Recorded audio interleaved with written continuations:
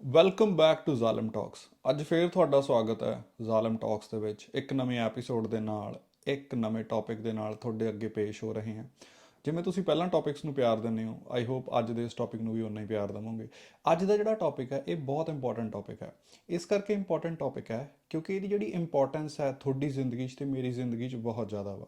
ਤੁਹਾਡੇ ਘਰ ਦੇ ਵਿੱਚ ਵੀ ਇਸ ਬਿਮਾਰੀ ਦੇ ਪੇਸ਼ੈਂਟ ਹੋਣਗੇ, ਮੇਰੇ ਘਰ ਦੇ ਵਿੱਚ ਵੀ ਇਸ ਬਿਮਾਰੀ ਦਾ ਪੇਸ਼ੈਂਟ ਹੈਗਾ। ਇਸ ਬਿਮਾਰੀ ਦਾ ਨਾਮ ਹੈ ਜੀ ਡਾਇਬਟੀਜ਼ ਮਲਾਈਟਸ। ਇਹਨੂੰ ਆਪਾਂ ਪੰਜਾਬੀ ਦੇ ਵਿੱਚ ਸ਼ੂਗਰ ਕਹਿ ਦਿੰਦੇ ਹਾਂ, ਹਿੰਦੀ ਦੇ ਵਿੱਚ ਆਪਾਂ ਇਹਨੂੰ ਮਧੂਮੇਹ ਕਹਿ ਦਿੰਦੇ ਹਾਂ, ਸੰਸਕ੍ਰਿਤ ਵਿੱਚ ਵੀ ਇਹਨੂੰ ਮਧੂਮੇਹ ਕਹਿ ਦਿੰਦੇ ਹਾਂ। ਅੱਛਾ, ਫਨੀ ਗੱਲ ਇਹ ਹੈ ਕਿ ਇਹਦਾ ਜ਼ਿਕਰ ਜਿਹੜਾ ਵਾ ਇਹ ਪੁਰਾਤਨ ਆਯੁਰਵੇਦ ਦੇ ਜਿਹੜੇ ਗ੍ਰੰਥ ਹੈ ਉਹਨਾਂ ਵਿੱਚ ਵੀ ਮਿਲਦਾ ਵਾ। ਸੋ ਇੱਥੋਂ ਅਸੀਂ ਅੰਡਰਸਟੈਂਡ ਕੀ ਕਰਨਾ ਕਿ ਜਿਹੜੀ ਇਹ ਬਿਮਾਰੀ ਹੈ ਇਹ ਕੋਈ ਅੱਜ ਦੀ ਬਿਮਾਰੀ ਨਹੀਂ ਹੈਗੀ, ਇਹ ਪੁਰਾਣੀ ਬਿਮਾਰੀ ਹੈ। ਇਹਦੇ ਨਾਲ ਲੋਕ ਪਹਿਲਾਂ ਵੀ ਡੀਲ ਕਰਦੇ ਸੀ। ਆਯੁਰਵੇਦ ਦੀਆਂ ਕਿਤਾਬਾਂ ਵਿੱਚ ਇਹਨੂੰ ਲੈ ਕੇ ਬਹੁਤ ਘਰੇਲੂ ਨੁਸਖੇ ਮਿਲਦੇ ਆ। ਜਿਵੇਂ ਆਪਾਂ ਆਮ ਘਰਾਂ 'ਚ ਵੀ ਸੁਣਦੇ ਹਾਂ ਕਿ ਅਰਜਨ ਦੇ ਸ਼ੱਕ ਦਾ ਪਾਣੀ ਪੀ ਲਓ, ਜਾਂ ਹਰ ਏਰੀਏ ਦੇ ਹਿਸਾਬ ਨਾਲ ਜਿੱਥੇ ਜਿੱਦਾਂ ਦੀ ਜੜੀ ਬੂਟੀ ਹੁੰਦੀ ਹੈ ਉੱਦਾਂ ਦਾ ਕੋਈ ਨਾ ਕੋਈ ਹੱਲ, ਕੋਈ ਨਾ ਕੋਈ ਨੁਸਖਾ ਸਾਨੂੰ ਉੱਥੇ ਦੇ ਸਮਾਜ ਵਿੱਚ ਦੇਖਣ ਨੂੰ ਮਿਲ ਜਾਂਦਾ ਵਾ। ਸੋ ਜੇਕਰ ਤੁਹਾਡੇ ਘਰ ਦੇ ਵਿੱਚ ਵੀ ਡਾਇਬਟੀਜ਼ ਦਾ ਕੋਈ ਪੇਸ਼ੈਂਟ ਹੈਗਾ, ਜਿੱਦਾਂ ਮੇਰੇ ਘਰ ਦੇ ਵਿੱਚ ਵੀ ਹੈਗਾ, ਤਾਂ ਆਹ ਵੀਡੀਓ ਸੁਣੋ, ਇਹਨੂੰ ਸਮਝੋ, ਕਿਉਂਕਿ ਇਹ ਵੀਡੀਓ ਦੇ ਜ਼ਰੀਏ ਤੁਸੀਂ ਉਹਨਾਂ ਦੀ ਬਿਮਾਰੀ ਦਾ ਹੱਲ ਬਹੁਤ ਮਿਨੀਮਲਿਸਟਿਕ ਦਵਾਈ ਦੇ ਨਾਲ ਤੇ ਬਹੁਤ ਐਫੀਸ਼ੀਐਂਟ ਤਰੀਕੇ ਨਾਲ ਕਰ ਸਕਦੇ ਹੋ। ਕਿਉਂਕਿ ਮੈਂ ਵੀ ਆਪਣੀ ਮੰਮੀ ਦਾ ਇਲਾਜ ਡਾਇਬਟੀਜ਼ ਨੂੰ ਸਮਝ ਕੇ ਹੀ ਕੀਤਾ। ਹੁਣ ਆਪਾਂ ਡਾਇਬਟੀਜ਼ ਨੂੰ ਸਮਝਣ ਦੀ ਜਰਨੀ ਆ ਜਿਹੜੀ ਸਟਾਰਟ ਕਰਦੇ ਹਾਂ। ਡਾਇਬਟੀਜ਼ ਨੂੰ ਸਮਝਣ ਤੋਂ ਪਹਿਲਾਂ ਸਾਨੂੰ ਸਰੀਰ ਕੰਮ ਕਿੱਦਾਂ ਕਰਦਾ ਉਹਨੂੰ ਸਮਝਣਾ ਪੈਣਾ। ਉਸ ਤੋਂ ਪਹਿਲਾਂ ਵੀ ਸਾਨੂੰ ਇਹ ਸਮਝਣਾ ਪੈਣਾ ਕਿ ਸਾਡਾ ਜਿਹੜਾ ਸਰੀਰ ਹੈ ਇਹ ਜਿੰਦਾ ਰਹਿਣ ਵਾਸਤੇ, એનર્ਜੀ ਦੀ ਪ੍ਰੋਡਕਸ਼ਨ ਵਾਸਤੇ ਸਿੱਧੇ ਤੌਰ ਤੇ ਫੂਡ ਤੇ ਡਿਪੈਂਡੈਂਟ ਹੈ। ਹੁਣ ਜਿਹੜਾ ਸਾਡਾ ਫੂਡ ਹੁੰਦਾ ਇਹਦੇ ਤਿੰਨ ਮੇਨ ਕੰਪੋਨੈਂਟ ਹੁੰਦੇ ਆ। ਇੱਕ ਹੁੰਦੇ ਆ ਕਾਰਬੋਹਾਈਡਰੇਟਸ, ਜਿਹੜੇ ਸਾਨੂੰ ਮਿਲਦੇ ਆ ਫਰੂਟਸ ਤੋਂ, ਸਬਜ਼ੀਆਂ ਤੋਂ, ਜਿਹੜੇ ਸਾਨੂੰ ਮਿਲਦੇ ਆ ਗ੍ਰੇਨ ਤੋਂ। ਦੂਜਾ ਜਿਹੜਾ ਇਹਦਾ ਮੇਨ ਫੂਡ ਦਾ ਕੰਪੋਨੈਂਟ ਹੁੰਦਾ ਉਹ ਹੁੰਦਾ ਪ੍ਰੋਟੀਨ। ਪ੍ਰੋਟੀਨ ਸਾਨੂੰ ਮਿਲਦਾ ਮਾਸ, ਅੰਡਾ, ਮੱਛੀ, ਦੁੱਧ, ਪਨੀਰ, ਇਹਨਾਂ ਤੋਂ। ਜਿਹੜਾ ਤੀਜਾ ਮੇਨ ਇੰਪੋਰਟੈਂਟ ਜਿਹੜਾ ਕੰਪੋਨੈਂਟ ਹੁੰਦਾ ਫੂਡ ਦਾ ਉਹ ਹੁੰਦਾ ਵਾ ਤੇਲ, ਫੈਟ, ਜਿਹਨੂੰ ਆਪਾਂ ਕਹਿ ਦਿੰਦੇ ਹਾਂ। ਫੈਟ ਮੋਸਟਲੀ ਸਾਨੂੰ ਜਾਨਵਰਾਂ ਦਾ ਜਿਹੜਾ ਫੈਟ ਆ ਉਹਨੂੰ ਬੋਇਲ ਕਰਕੇ, ਹੱਡੀਆਂ ਬੋਇਲ ਕਰਕੇ, ਉਹਨਾਂ ਦਾ ਫੈਟ ਬੋਇਲ ਕਰਕੇ, ਚਰਬੀ ਬੋਇਲ ਕਰਕੇ ਸਾਨੂੰ ਮਿਲ ਜਾਂਦਾ। ਜਾਂ ਜਿਹੜੇ ਬੀਜ ਹੁੰਦੇ ਆ, ਬੀਜਾਂ ਨੂੰ ਬੀਜਾਂ ਵਿੱਚੋਂ ਕੱਢਿਆ ਜਾਂਦਾ ਵਾ। ਸਾਡੀ ਜਿਹੜੀ ਬਾਡੀ ਆ ਇਹਦੀ એનર્ਜੀ ਦੀ ਪ੍ਰੋਡਕਸ਼ਨ ਲਈ ਇਹ ਸਿੱਧੇ ਤੌਰ ਤੇ ਕਾਰਬਸ ਨੂੰ ਯੂਜ਼ ਕਰਦੀ ਹੈ। ਜਿਹੜਾ ਸਾਡਾ ਬ੍ਰੇਨ ਹੈ ਇਹ ਸਿੱਧੇ ਤੌਰ ਤੇ ਸ਼ੂਗਰ ਮੋਲੀਕਿਊਲ ਤੇ ਡਿਪੈਂਡੈਂਟ ਹੁੰਦਾ ਵਾ એનર્ਜੀ ਦੀ ਪ੍ਰੋਡਕਸ਼ਨ ਵਾਸਤੇ। ਇਹ ਆਪਣੀ ਜਿਹੜੀ એનર્ਜੀ ਦੀ ਪ੍ਰੋਡਕਸ਼ਨ ਆ ਇਹ ਕੀਟੋਨ ਬੋਡੀਜ਼ ਤੋਂ ਵੀ ਕਰ ਸਕਦਾ ਵਾ, ਮਗਰ ਇਹ ਉਦੋਂ ਖੁਸ਼ ਹੁੰਦਾ ਜਿੰਨਾ ਤੱਕ ਇਹਨੂੰ ਕਾਰਬਸ ਮਿਲਦੇ ਆ। ਇਸੇ ਕਰਕੇ ਤੁਸੀਂ ਦੇਖਿਓ ਜਦੋਂ ਅਸੀਂ ਭੁੱਖੇ ਹੁੰਨੇ ਆ ਸਾਨੂੰ ਉਦੋਂ ਉਹ ਜੀ ਡਿਸ਼ ਖਾਣ ਦਾ ਮਨ ਕਰਦਾ ਜਿਹਦੇ ਵਿੱਚ ਕਾਰਬਸ ਬਹੁਤ ਜ਼ਿਆਦਾ ਹੁੰਦੇ ਆ, ਕਿਉਂਕਿ ਬ੍ਰੇਨ ਦੱਸ ਰਿਹਾ ਹੁੰਦਾ ਬਾਡੀ ਨੂੰ ਕਿ ਹੁਣ ਮੈਂ ਭੁੱਖਾ ਵਾਂ ਤੇ ਮੈਨੂੰ ਉਹ ਚੀਜ਼ ਦੇ ਜਿਹਦੇ ਵਿੱਚ ਕਾਰਬਸ ਮੋਲੀਕਿਊਲ ਸਭ ਤੋਂ ਜ਼ਿਆਦਾ ਨੇ। ਦੇਖੋ, ਜਦੋਂ ਅਸੀਂ ਕਾਰਬਸ ਖਾਂਦੇ ਆ ਨਾ, ਕਾਰਬਸ ਖਾਣ ਦੇ ਨਾਲ ਕੀ ਹੁੰਦਾ ਵਾ, ਸਾਡੇ ਬ੍ਰੇਨ ਨੂੰ ਪਤਾ ਲੱਗ ਜਾਂਦਾ ਕਿ ਬਾਡੀ ਨੇ ਕਾਰਬਸ ਆ ਕੰਜ਼ਿਊਮ ਕਰ ਲਿਆ। ਉਸ ਤੋਂ ਬਾਅਦ ਬ੍ਰੇਨ ਜਿਹੜਾ ਹੁੰਦਾ ਉਹ ਪੈਨਕ੍ਰੀਆਸ ਨੂੰ ਸਿਗਨਲ ਦਿੰਦਾ ਵਾ, ਪੈਨਕ੍ਰੀਆਸ ਨੂੰ ਸਿਗਨਲ ਦਿੰਦਾ ਕਿ ਬਾਡੀ ਦੇ ਵਿੱਚ ਸ਼ੂਗਰ ਆ ਚੁੱਕੀ ਹੈ, ਹੁਣ ਤੁਸੀਂ ਇਨਸੂਲਿਨ ਦੀ ਪ੍ਰੋਡਕਸ਼ਨ ਸਟਾਰਟ ਕਰੋ। ਦੇਖੋ, ਪੈਨਕ੍ਰੀਆਸ ਸੈੱਲ ਜਿਹੜੇ ਹੁੰਦੇ ਆ ਬ੍ਰੇਨ ਦੇ ਸਿਗਨਲ ਲੈਣ ਤੋਂ ਬਾਅਦ ਇਹ ਬਲੱਡ ਦੇ ਵਿੱਚ ਇਨਸੂਲਿਨ ਜਿਹੜਾ ਹੁੰਦਾ ਉਹਨੂੰ ਰਿਲੀਜ਼ ਕਰਦੇ ਆ। ਇਨਸੂਲਿਨ ਮੋਲੀਕਿਊਲ ਜਿਹੜਾ ਹੁੰਦਾ, ਇਨਸੂਲਿਨ ਇੱਕ ਹਾਰਮੋਨ ਆ, ਇੱਕ ਸਿਗਨਲਿੰਗ ਮੋਲੀਕਿਊਲ ਆ। ਇਹਦਾ ਮਕਸਦ ਹੁੰਦਾ ਵਾ ਬਾਡੀ ਦੇ ਵਿੱਚ ਸਾਰੇ ਸੈਲਸ ਨੂੰ ਇਹ ਦੱਸਣਾ ਕਿ ਬਲੱਡ ਦੇ ਵਿੱਚ ਸ਼ੂਗਰ ਕਿੰਨੀ ਮਾਤਰਾ 'ਚ ਮੌਜੂਦ ਆ। ਸਾਡੀ ਬਾਡੀ ਵਿੱਚ ਜਿੰਨੇ ਵੀ ਸੈਲਸ ਨੇਗੇ, ਚਾਹੇ ਕੋਈ ਲੀਵਰ ਦਾ ਸੈੱਲ ਹੈ, ਮਸਲ ਦਾ ਸੈੱਲ ਹੈ, ਬ੍ਰੇਨ ਦਾ ਸੈੱਲ ਹੈ, ਕਿਸੇ ਵੀ ਆਰਗਨ ਦਾ ਸੈੱਲ ਹੈ, ਉਹਨਾਂ ਦੀ ਸਰਫੇਸ ਦੇ ਉੱਪਰ ਨਾ ਬਹੁਤ ਜ਼ਿਆਦਾ ਰਿਸੈਪਟਰ ਲੱਗੇ ਹੁੰਦੇ ਆ। ਇਹ ਰਿਸੈਪਟਰ ਦਾ ਕੰਮ ਕੀ ਹੁੰਦਾ, ਇਹ ਜਿੰਨੇ ਰਿਸੈਪਟਰਸ ਹੁੰਦੇ ਆ ਬੇਸਿਕਲੀ ਹੁੰਦੇ ਮੋਲੀਕਿਊਲਸ ਹੀ ਨੇ। ਇਹ ਕੋਈ ਸ਼ੂਗਰ ਤੋਂ ਬਣਿਆ, ਕੋਈ ਪ੍ਰੋਟੀਨ ਤੋਂ ਬਣਿਆ, ਕੋਈ ਦੋਨਾਂ ਦੇ ਮਿਕਸਚਰ ਤੋਂ ਬਣਿਆ। ਇਹਨਾਂ ਰਿਸੈਪਟਰ ਮੋਲੀਕਿਊਲਸ ਦਾ ਸਰਫੇਸ ਉੱਪਰ ਕੰਮ ਹੁੰਦਾ ਕਿ ਇਨਸੂਲਿਨ ਵਰਗੇ ਜਿਹੜੇ ਹਾਰਮੋਨ ਦਿਮਾਗ ਜਾਂ ਕੋਈ ਹੋਰ ਬਾਡੀ ਦਾ ਆਰਗਨ ਆਪਣੇ ਬਲੱਡ ਸਟਰੀਮ ਦੇ ਵਿੱਚ ਛੱਡਦਾ ਵਾ, ਉਹਨਾਂ ਹਾਰਮੋਨਸ ਨੂੰ ਪਿਕ ਕਰਕੇ ਕਿਸੇ ਨਾ ਕਿਸੇ ਤਰ੍ਹਾਂ ਦਾ ਟਾਸਕ ਕੰਪਲੀਟ ਕਰਨਾ ਹੁੰਦਾ। ਕਹਿਣ ਤੋਂ ਭਾਵ ਇਹ ਜਿਹੜੇ ਮੋਲੀਕਿਊਲ ਹੁੰਦੇ ਆ ਇਹ ਸਾਡੇ ਸਮਾਜ ਦੇ ਵਿੱਚ ਲੱਗੇ ਜਿਹੜੇ ਸੈੱਲ ਵਾਲੇ ਟਾਵਰ ਆ ਉਹਦਾ ਕੰਮ ਕਰਦੇ ਆ, ਕਮਿਊਨੀਕੇਸ਼ਨ ਦਾ ਕੰਮ ਕਰਦੇ ਆ। ਹੁਣ ਇਹਨਾਂ ਵਿੱਚੋਂ ਇੱਕ ਰਿਸੈਪਟਰ ਹੁੰਦਾ, ਉਹਦਾ ਕੰਮ ਹੁੰਦਾ ਕਿ ਉਹ ਇਨਸੂਲਿਨ ਨੂੰ ਪਿਕ ਕਰੇ, ਇਨਸੂਲਿਨ ਨਾਲ ਜੁੜੇ। ਇਨਸੂਲਿਨ ਨਾਲ ਜੁੜਨ ਤੋਂ ਬਾਅਦ ਸੈੱਲ ਆਪਣੇ ਅੰਦਰ ਇੱਕ ਚੈਨਲ ਓਪਨ ਕਰਦਾ ਵਾ। ਜਿਹੜਾ ਉਹ ਚੈਨਲ ਓਪਨ ਹੁੰਦਾ ਉਹ ਬਲੱਡ ਵਿੱਚੋਂ ਸਿਲੈਕਟਿਵਲੀ ਸਿਰਫ ਔਰ ਸਿਰਫ ਗਲੂਕੋਜ਼ ਜਾਂ ਸ਼ੂਗਰ ਦੇ ਜਿਹੜੇ ਮੋਲੀਕਿਊਲ ਹੁੰਦੇ ਆ ਜਿਹਨੂੰ ਸਾਡੀ ਇੰਟੈਸਟਾਈਨ ਡਾਈਜੈਸਟ ਕਰਕੇ ਬਲੱਡ ਦੇ ਵਿੱਚ ਸਿੱਟਦੀ ਹੈ, ਉਹਨਾਂ ਨੂੰ ਸਿਲੈਕਟਿਵਲੀ ਪਿਕ ਕਰ ਲੈਂਦਾ ਵਾ। ਫਿਰ ਸੈੱਲ ਇਹਨੂੰ ਗਲਾਈਕੋਲਿਸਿਸ ਕਰਦਾ, ਗਲੂਕੋਜ਼ ਦਾ ਗਲਾਈਕੋਲਿਸਿਸ ਕਰਦਾ ਵਾ। ਫਿਰ ਉਹ ਕੀ ਕਰਦਾ, ਗਲੂਕੋਜ਼ ਮੋਲੀਕਿਊਲ ਤੋਂ એનર્ਜੀ ਪ੍ਰੋਡਿਊਸ ਕਰਦਾ ਵਾ, ਤੇ ਉਸ એનર્ਜੀ ਨੂੰ ਜਿੱਥੇ ਵੀ ਜਿੰਨੀ ਕੁ ਵੀ ਲੋੜ ਹੁੰਦੀ ਆ ਉਹਦੀ ਪ੍ਰੋਡਕਸ਼ਨ ਕਰਦਾ ਵਾ। ਸੋ ਇਦਾਂ ਜਿਹੜੀ ਸਾਡੀ ਬਾਡੀ ਹੈ ਕਿਸੇ ਵੀ ਕਾਰਬ ਨੂੰ ਜਾਂ ਕਿਸੇ ਸ਼ੂਗਰ ਮੋਲੀਕਿਊਲ ਨੂੰ ਡਾਈਜੈਸਟ ਕਰਦੀ ਹੈ। ਹੁਣ ਇਨਸੂਲਿਨ ਦਾ ਕੰਮ ਸਿਰਫ ਇੱਥੇ ਤੱਕ ਨਹੀਂ ਹੁੰਦਾ। ਇਨਸੂਲਿਨ ਦਾ ਇੱਕ ਕੰਮ ਹੋਰ ਹੁੰਦਾ ਵਾ, ਜਦੋਂ ਅਸੀਂ ਬਹੁਤ ਜ਼ਿਆਦਾ ਖਾਣਾ ਖਾ ਲੈਂਦੇ ਹਾਂ, ਸਾਇੰਸ ਦੀ ਭਾਸ਼ਾ ਵਿੱਚ ਇਹਨੂੰ ਵੈਲ ਫੈਡ ਸਟੇਟ ਕਿਹਾ ਜਾਂਦਾ। ਕਹਿਣ ਤੋਂ ਭਾਵ ਕਿ ਸਾਡੇ ਕੋਲੇ એનર્ਜੀ ਬਹੁਤ ਜ਼ਿਆਦਾ ਮਾਤਰਾ ਦੇ ਵਿੱਚ ਹੈਗੀ ਆ। ਸੋ ਇਨਸੂਲਿਨ ਕੀ ਕਰਦਾ ਵਾ, ਇਨਸੂਲਿਨ ਵੱਖਰੇ ਵੱਖਰੇ ਸੈੱਲਾਂ ਨੂੰ ਇਹ ਦੱਸਦਾ ਵਾ ਕਿ ਹੁਣ ਮੈਂ ਵੈਲ ਫੈਡ ਸਟੇਟ ਦੇ ਵਿੱਚ ਆ, ਬਲੱਡ ਦੇ ਵਿੱਚ ਗਲੂਕੋਜ਼ ਬਹੁਤ ਜ਼ਿਆਦਾ ਹਾਈ ਹੈ। ਸੋ ਉਸ ਤੋਂ ਬਾਅਦ ਜਿਹੜਾ ਇਨਸੂਲਿਨ ਹੁੰਦਾ ਇਹ ਬਾਡੀ ਦੇ ਵਿੱਚ ਇੱਕ ਦੂਸਰੀ ਰਿਐਕਸ਼ਨ ਸਟਾਰਟ ਕਰਦਾ ਵਾ। ਇਹ ਰਿਐਕਸ਼ਨ ਨੂੰ ਆਪਾਂ ਕਹਿੰਦੇ ਆ ਫੈਟ ਸਿੰਥੇਸਿਸ। ਇਹ ਬਾਡੀ ਦੇ ਵਿੱਚ ਸ਼ੂਗਰ ਮੋਲੀਕਿਊਲ ਤੋਂ ਫੈਟ ਬਣਾਉਣ ਦਾ ਜਿਹੜਾ ਕੰਮ ਆ ਉਹ ਸਟਾਰਟ ਕਰ ਦਿੰਦਾ। ਤੁਸੀਂ ਦੇਖੋ, ਜਿਹੜੇ ਬੰਦੇ ਆਪਾਂ ਆਮ ਦੇਖਿਆ, ਜਿਹੜੇ ਬੰਦੇ ਬਹੁਤ ਜ਼ਿਆਦਾ ਕਾਰਬਸ ਲੈਂਦੇ ਆ ਉਹਨਾਂ ਦੀ ਬਾਡੀ ਵਿੱਚ ਫੈਟ ਦੀ ਅਮਾਊਂਟ ਜ਼ਿਆਦਾ ਹੋਣ ਲੱਗ ਜਾਂਦੀ ਆ। ਇਹ ਥੋੜੀ ਹੈ ਕਿ ਉਹ ਫੈਟ ਖਾ ਰਹੇ ਆ, ਖਾ ਤਾਂ ਉਹ ਕਾਰਬਸ ਰਹੇ ਹੁੰਦੇ ਆ। ਉਹ ਇਸ ਕਰਕੇ ਰਹੇ ਹੁੰਦੇ ਆ ਕਿਉਂਕਿ ਜਿਹੜੀ ਸਾਡੀ ਬਾਡੀ ਹੈ ਉਹ ਇੱਕ ਬਹੁਤ ਵੱਡੀ ਤੇ ਬਹੁਤ ਐਫੀਸ਼ੀਐਂਟ ਫੈਕਟਰੀ ਹੈ। ਇਹ ਉਹ ਫੈਕਟਰੀ ਹੈ ਜਿਹੜੀ ਕਿਸੇ ਵੀ ਮੋਲੀਕਿਊਲ ਤੋਂ ਕੁਝ ਵੀ ਬਣਾ ਸਕਦੀ ਹੈ। ਸੋ ਬਾਡੀ ਦੇ ਵਿੱਚ ਕੀ ਹੁੰਦਾ, ਸ਼ੂਗਰ ਮੋਲੀਕਿਊਲ ਤੋਂ ਫੈਟ ਮੋਲੀਕਿਊਲ ਬਣ ਜਾਂਦਾ। ਓਬਵੀਅਸਲੀ ਜਿਹੜਾ ਇਨਸੂਲਿਨ ਹੈ ਉਹ ਇਹ ਸਾਰਾ ਜਿਹੜਾ ਪਾਥਵੇ ਆ ਇਹਨੂੰ ਕੰਟਰੋਲ ਕਰਦਾ, ਇਹਨੂੰ ਨਰੇਟ ਕਰਦਾ। ਇਹਦੇ ਨਾਲ ਨਾਲ ਇਨਸੂਲਿਨ ਦਾ ਇੱਕ ਹੋਰ ਕੰਮ ਹੁੰਦਾ ਕਿ ਉਹ ਲਿਵਰ ਦੇ ਵਿੱਚ ਗਲਾਈਕੋਜਨ ਦੀ ਪ੍ਰੋਡਕਸ਼ਨ ਜਿਹੜੀ ਹੁੰਦੀ ਆ ਉਹਨੂੰ ਅਪ ਕਰੇ। ਗਲਾਈਕੋਜਨ ਕਿਹਾ ਜਾਂਦਾ ਕਿ ਜਿਹੜੀ ਸ਼ੂਗਰ ਸਾਡੇ ਮਸਲ ਜਾਂ ਸਾਡਾ ਲਿਵਰ ਸਟੋਰ ਕਰਕੇ ਰੱਖਦਾ ਵਾ, ਠੀਕ ਹੈ, ਇਮੀਡੀਏਟ એનર્ਜੀ ਦੇ ਯੂਜ਼ ਵਾਸਤੇ, ਉਹਨੂੰ ਅਸੀਂ ਗਲਾਈਕੋਜਨ ਕਹਿੰਦੇ ਆ। ਸੋ ਜਿਹੜਾ ਇਹ ਪਾਥਵੇ ਆ ਇਹਨੂੰ ਵੀ ਡਿਕਟੇਟ ਕਰਦਾ ਵਾ ਇਨਸੂਲਿਨ ਮੋਲੀਕਿਊਲ। ਹੁਣ ਤੁਸੀਂ ਸੋਚੋਗੇ ਕਿ ਇੱਥੇ ਡਾਇਬੀਟੀਜ਼ ਕਿੱਦਾਂ ਫਿੱਟ ਬਹਿੰਦੀ ਆ। ਜਿਹੜਾ ਸਾਰਾ ਸਿਸਟਮ ਆ ਉਹ ਤਾਂ ਬਹੁਤ ਵਧੀਆ ਤਰੀਕੇ ਨਾਲ ਵਰਕ ਕਰ ਰਿਹਾ ਵਾ। ਦੇਖੋ, ਡਾਇਬੀਟੀਜ਼ ਨੂੰ ਜੇ ਆਪਾਂ ਬਿਲਕੁਲ ਸਿੱਧੀ ਭਾਸ਼ਾ 'ਚ ਸਮਝਣਾ ਹੋਵੇ ਤਾਂ ਇਹਦਾ ਮਤਲਬ ਹੁੰਦਾ ਕਿ ਬਾਡੀ ਦੀ ਉਹ ਕੰਡੀਸ਼ਨ ਜਿੱਥੇ ਬਾਡੀ ਸ਼ੂਗਰ ਨੂੰ, ਕਾਰਬਸ ਨੂੰ ਡਾਈਜੈਸਟ ਕਰਨ ਦੀ ਕੈਪੇਬਿਲਿਟੀ ਖੋ ਦਿੰਦੀ ਆ, ਉਹਨੂੰ ਅਸੀਂ ਡਾਇਬੀਟੀਜ਼ ਕਹਿ ਦਿੰਦੇ ਆ, ਉਹਨੂੰ ਅਸੀਂ ਸ਼ੂਗਰ ਕਹਿ ਦਿੰਦੇ ਆ। ਹੁਣ ਇਹ ਜਿਹੜੀ ਬਿਮਾਰੀ ਹੁੰਦੀ ਆ ਇਹਦੇ ਵਿੱਚ ਕੀ ਹੁੰਦਾ, ਜਿਹੜਾ ਪਹਿਲਾ ਪਾਥਵੇ ਹੁੰਦਾ ਇਨਸੂਲਿਨ ਦਾ, ਜਿੱਥੇ ਬਲੱਡ ਦੇ ਵਿੱਚ ਇਨਸੂਲਿਨ ਆਉਣ ਨਾਲ ਸੈੱਲ ਨੇ ਗਲੂਕੋਜ਼ ਚੱਕਣੀ ਹੁੰਦੀ ਹੈ, ਉਹ ਪਾਥਵੇ ਬੰਦ ਹੋ ਜਾਂਦਾ। ਮਗਰ ਜਿਹੜਾ ਦੂਜੇ ਪਾਥਵੇ ਦੀ ਆਪਾਂ ਗੱਲ ਕੀਤੀ ਹੈ ਨਾ, ਜਿੱਥੇ ਇਨਸੂਲਿਨ ਕਾਰਬਸ ਤੋਂ ਫੈਟ ਵਧਾਉਂਦਾ ਵਾ, ਠੀਕ ਹੈ, ਉਹ ਪਾਥਵੇ ਬੰਦ ਨਹੀਂ ਹੁੰਦਾ। ਇਸ ਕਰਕੇ ਤੁਸੀਂ ਦੇਖਿਓ ਸ਼ੂਗਰ ਦਾ ਜਿਹੜਾ ਪੇਸ਼ੈਂਟ ਹੁੰਦਾ ਵਾ ਉਹਦਾ ਜਿਹੜਾ weight, ਉਹਦੀ ਬਾਡੀ ਵਿੱਚ ਜਿਹੜਾ ਹੁੰਦਾ ਨਾ ਫੈਟ ਕੰਟੈਂਟ ਜ਼ਿਆਦਾ ਬਣਦਾ ਰਹਿੰਦਾ ਤੇ ਉਹ ਮਸਲ ਬਹੁਤ ਲੂਜ਼ ਕਰਦਾ। ਉਹਦਾ ਰੀਜ਼ਨ ਇਹੀ ਹੁੰਦਾ ਕਿ ਜਿਹੜਾ ਇਨਸੂਲਿਨ ਨੇ ਫੈਟ ਪ੍ਰੋਡਕਸ਼ਨ ਵਾਲਾ ਪਾਥਵੇ ਹੁੰਦਾ ਨਾ ਉਹ ਜਾਰੀ ਰਹਿੰਦਾ ਵਾ, ਬਟ ਜਿਹੜਾ ਗਲਾਈਕੋਲਿਸਿਸ ਜਿੱਥੇ ਉਹਨੇ ਸ਼ੂਗਰ ਤੋਂ એનર્ਜੀ ਬਣਾਉਣੀ ਹੁੰਦੀ ਹੈ ਉਹ ਪਾਥਵੇ ਬੰਦ ਹੋ ਜਾਂਦਾ ਵਾ। ਦੇਖੋ, ਡਾਇਬੀਟੀਜ਼ ਇੱਕ ਤਰ੍ਹਾਂ ਦੀ ਨਹੀਂ ਹੁੰਦੀ। ਡਾਇਬੀਟੀਜ਼ ਨੂੰ ਜੇ ਆਪਾਂ ਦੇਖਣਾ ਹੋਵੇ ਤਾਂ ਇਹ ਮੋٹے-ਮੋٹے 3 ਤਰੀਕੇ ਦੀ ਹੁੰਦੀ ਹੈ।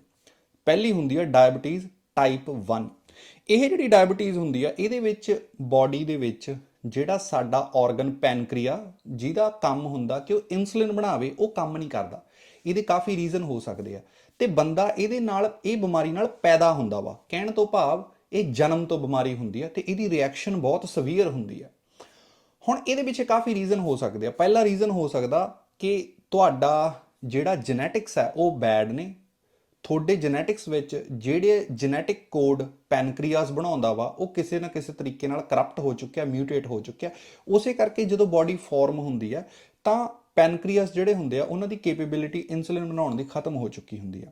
ਜੇ ਤੁਸੀਂ ਇਨਸੂਲਿਨ ਬਾਡੀ ਨੂੰ ਬਾਹਰੋਂ ਪ੍ਰੋਵਾਈਡ ਕਰਵਾ ਦੋਗੇ ਤਾਂ ਤੁਸੀਂ ਟਾਈਪ 1 ਡਾਇਬੀਟੀਜ਼ ਨਾਲ, ਜੇ ਤੁਸੀਂ ਬਾਡੀ ਨੂੰ ਇਨਸੂਲਿਨ ਬਾਹਰੋਂ ਪ੍ਰੋਵਾਈਡ ਕਰਵਾ ਦੋਗੇ ਤਾਂ ਟਾਈਪ 1 ਡਾਇਬੀਟੀਜ਼ ਨਾਲ ਡੀਲ ਕਰਨਾ ਬਹੁਤ ਸੌਖਾ ਵਾ। ਦੂਜੇ ਤਰ੍ਹਾਂ ਦੀ ਜਿਹੜੀ ਡਾਇਬੀਟੀਜ਼ ਹੁੰਦੀ ਹੈ ਇਹਨੂੰ ਆਪਾਂ ਟਾਈਪ 2 ਡਾਇਬੀਟੀਜ਼ ਕਹਿੰਦੇ ਆ। ਇਹ ਬੇਸਿਕਲੀ ਲਾਈਫਸਟਾਈਲ ਅਬਿਊਜ਼ ਕਰਨ ਨਾਲ ਆਉਂਦੀ ਆ। ਦੇਖੋ, ਤੁਸੀਂ ਸਵੇਰੇ ਉੱਠੇ ਹੋ, 8-7 ਆਲੂ ਦੇ ਪਰੌਂਠੇ ਖਾ ਕੇ ਤੁਸੀਂ ਕੰਮ ਨਹੀਂ ਕਰਨਾ, ਤੁਸੀਂ ਬਹਿ ਜਾਣਾ। ਫਿਰ ਜਦੋਂ ਦੁਪਹਿਰ ਆਉਣੀ ਆ ਉਦੋਂ ਤੁਸੀਂ ਚੌਲ ਖਾ ਲੈਣੇ ਆ। ਫਿਰ ਜਦੋਂ ਸ਼ਾਮ ਆਉਣੀ ਆ ਉਦੋਂ ਚਾਹ ਦੇ ਨਾਲ ਸਮੋਸੇ ਖਾ ਲੈਣੇ ਆ।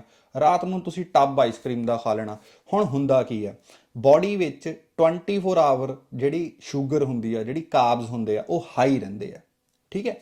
ਉਹਦੇ ਨਾਲ ਹੁਣ ਕੀ ਹੁੰਦਾ ਵਾ, ਜਦੋਂ 24 ਘੰਟੇ ਹਾਈ ਰਹਿੰਦੇ ਆ ਤਾਂ ਇਨਸੂਲਿਨ ਦੀ ਜਿਹੜੀ ਅਮਾਊਂਟ ਆ ਬਲੱਡ ਦੇ ਵਿੱਚ ਉਹ 24 ਘੰਟੇ ਉਹ ਵੀ ਹਾਈ ਰਹਿੰਦੀ ਹੈ। ਹੁਣ ਇਹਨੂੰ ਤੁਸੀਂ ਇਸ ਤਰੀਕੇ ਨਾਲ ਸਮਝੋ, ਤੁਹਾਡੇ ਘਰੇ ਫਾਇਰ ਅਲਾਰਮ ਹੋਣਾ ਵਾ। ਹੁਣ ਫਾਇਰ ਅਲਾਰਮ ਦਾ ਕੰਮ ਕੀ ਹੁੰਦਾ ਵਾ ਕਿ ਜਦੋਂ ਘਰ ਦੇ ਵਿੱਚ ਅੱਗ ਲੱਗੀ ਹੈ ਉਦੋਂ ਉਹ ਫਾਇਰ ਅਲਾਰਮ ਜਿਹੜਾ ਵਾ ਵੱਜਣ ਲੱਗ ਜੇ ਤੇ ਤੁਸੀਂ ਫਾਇਰ ਡਿਪਾਰਟਮੈਂਟ ਨੂੰ ਫੋਨ ਕਰ ਲਓ, ਤੁਸੀਂ ਘਰੋਂ ਬਾਹਰ ਨਿਕਲ ਜਾਓ, ਆਪਣੀ ਜਾਨ ਬਚਾ ਲਓ। ਹੁਣ ਇਦਾਂ ਇਹਨੂੰ ਸਮਝੋ ਕਿ ਫੋਰ ਐਗਜ਼ਾਮਪਲ ਜਿਹੜਾ ਫਾਇਰ ਅਲਾਰਮ ਆ ਜੇ ਉਹ 24 ਘੰਟੇ ਵੱਜਦਾ ਰਹੇ, ਫਿਰ ਨਾ ਤਾਂ ਤੁਹਾਨੂੰ ਇਹ ਪਤਾ ਲੱਗੂ ਕਿਸ ਟਾਈਮ ਅੱਗ ਲੱਗੀ ਹੈ, ਨਾ ਤੁਹਾਨੂੰ ਇਹ ਪਤਾ ਲੱਗੂਗਾ ਕਿਸ ਟਾਈਮ ਤੁਸੀਂ ਘਰ ਛੱਡ ਕੇ ਜਾਣਾ ਵਾ। ਠੀਕ ਹੈ, ਤਾਂ ਤੁਹਾਡਾ ਜਿਹੜਾ ਰਿਸਪੌਂਸ ਹੈ ਫਾਇਰ ਅਲਾਰਮ ਨੂੰ ਲੈ ਕੇ ਉਹ ਖਤਮ ਹੋ ਜਾਣਾ ਵਾ। ਸੋ ਜਿੱਦਣ ਅਸਲ 'ਚ ਅੱਗ ਲੱਗਣੀ ਹੈ ਉਦੋਂ ਤੁਹਾਨੂੰ ਪਤਾ ਵੀ ਨਹੀਂ ਲੱਗਣਾ ਤੇ ਤੁਸੀਂ ਆਪਣੀ ਜਾਨ ਗਵਾ ਲੈਣੀ ਹੈ। ਸ਼ੂਗਰ ਦੇ ਵਿੱਚ ਵੀ ਇਦਾਂ ਹੀ ਹੁੰਦਾ। ਜਦੋਂ ਇਨਸੂਲਿਨ 24 ਘੰਟੇ ਹਾਈ ਰਹਿੰਦਾ ਵਾ ਨਾ, ਤਾਂ ਜਿਹੜਾ ਸੈੱਲ ਆ ਉਹਨੂੰ ਰਿਸਪੌਂਸ ਕਰਨਾ ਬੰਦ ਕਰ ਦਿੰਦਾ ਵਾ। ਜਦੋਂ ਸੈੱਲ ਇਨਸੂਲਿਨ ਨੂੰ ਰਿਸਪੌਂਸ ਕਰਨਾ ਬੰਦ ਕਰ ਦਿੰਦਾ ਤਾਂ ਜਿਹੜੀ ਬਲੱਡ ਸ਼ੂਗਰ ਆ ਉਹ ਆਲਵੇਜ਼ ਹਾਈ ਰਹਿੰਦੀ ਹੈ, ਤੇ ਜਿਹੜੀ ਇਹ ਹਾਈ ਬਲੱਡ ਸ਼ੂਗਰ ਆ ਇਹੀ ਸਾਡੇ 'ਚ ਪ੍ਰੋਬਲਮ ਕਾਜ਼ ਕਰਦੀ ਹੈ। ਤੀਜੇ ਤਰ੍ਹਾਂ ਦੀ ਜਿਹੜੀ ਡਾਇਬਟੀਜ਼ ਹੁੰਦੀ ਹੈ ਇਹਨੂੰ ਆਪਾਂ ਕਹਿੰਦੇ ਆ ਗੈਸਟੇਸ਼ਨਲ ਡਾਇਬਟੀਜ਼। ਇਹ ਡਾਇਬਟੀਜ਼ ਜਿਹੜੀ ਹੁੰਦੀ ਆ ਇਹ ਬਹੁਤ ਥੋੜੇ ਪੀਰੀਅਡ ਵਾਸਤੇ ਔਰਤਾਂ ਨੂੰ ਹੁੰਦੀ ਆ ਪ੍ਰੈਗਨੈਂਸੀ ਦੇ ਦੌਰਾਨ।